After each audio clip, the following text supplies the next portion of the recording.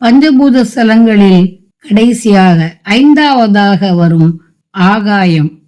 ஆகாயம் சிதம்பரம். ஆகாயத்தலம் சிதம்பரம். இதன் பிற பெயர்கள் தில்லை, பெரும்பற்ற புலியூர், புலியூர், புலிசை, புலீச்சரம், மன்று, திருச்சிற்றம்பலம். தேவாரம் பாடிய மூவரும் இதனை பாடியுள்ளனர். திருவாசகமும் திருக்கோவையாரும் இத்தலம் பெற்ற பெரும் பேராகும். இங்கு கூத்தப்பெருமான் நடனமாடும் பொன்னம்பலம் குறிப்பிடத்தக்கது. இதற்கு தலபுராணங்கள் உண்டு.